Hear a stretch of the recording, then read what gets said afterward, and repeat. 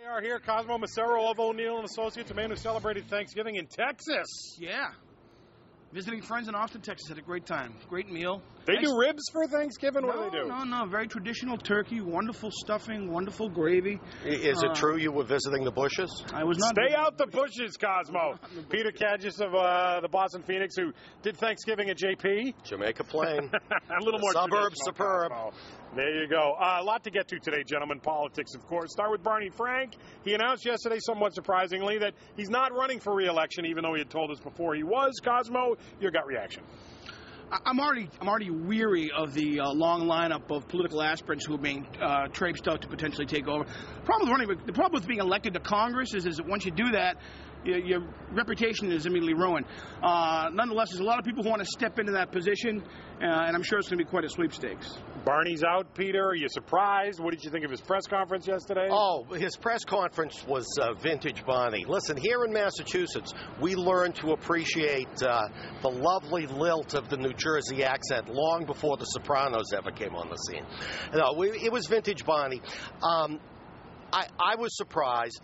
I do think, however, that as a national political indicator, this is bad.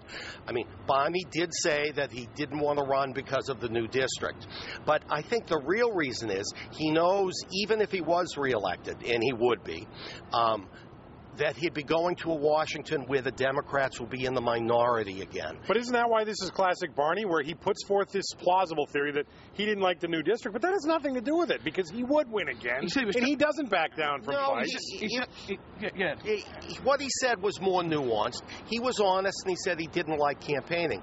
Listen, a congressman with a national profile isn't going to say something that's going to diss the Democratic Party. Sure he would. He basically dissed Oliver when Oliver left, and by the way, he doesn't like campaigning because it's beneath him, because he's the great Barney Frank. He says he's tired of pretending that he likes people. When did that start? He's a lousy actor because the routine wasn't working very well. Imagine what it'd be like if he didn't try. Yeah.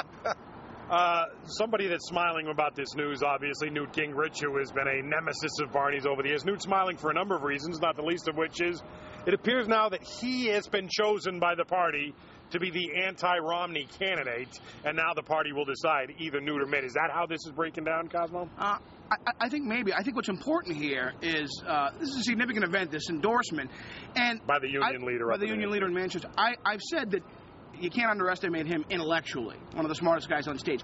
You certainly should underestimate him politically. Because 17 years ago, he pulled off one of the most significant political feats in American history, essentially nationalizing congressional elections with that contract with America. Way before the Tea Party ever was even conceived, Newt Gingrich was doing that. He's got political skill. Barely won re-election his last time, Peter, as I recall, and the party basically broomed him out. Now they're embracing him with open arms. Well, it's interesting. Barney Frank, in his farewell remarks, mentioned that Newt Gingrich was largely responsible for the negativity, the polarization in Washington. And there's a lot of truth to that. Newt is a polarizing figure. The Romney people have been looking for a standard bearer, and they appear to have found it. I would say, however, don't rule Perry out until after the South Carolina primary. Let's see how Perry does in the South. Well, one guy we can rule out is Herman Cain. I think we can all agree.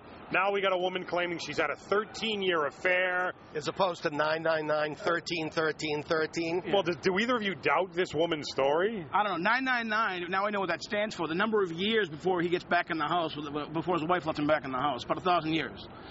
Listen, I don't doubt the story. Someone doesn't make up something that complicated. 13 years? It's one thing. I can understand how people would doubt allegations of a grope on an isolated night in a dark car. 13 years, too much stuff is going to come out of the woodwork. He is very smart, though. He sees these women when he's away from home. He's on the road. You're not going to invite him over for Thanksgiving dinner, maybe, not with my wife in the house. Maybe he's smart about tomcatting around. He's not smart politically. I mean, this ought to be troubling to anyone who thinks the guy can run a campaign. You got to think a couple moves ahead, and he had to know, okay, here's this down the road that's going to come out, and yet he hasn't done anything to try to deal with this from day one. Listen, the problem with Cain is we're taking him seriously. If there was a moment when it was shown that this guy is incapable, not equipped to be president, it was that the editorial board meeting where he flubbed the question about Obama and Iran. Libya. Libya, sorry, I'm sorry. Peter Kadge at the Phoenix, Cosmo Macero, O'Neill & Associates. Got to hold it there, gentlemen.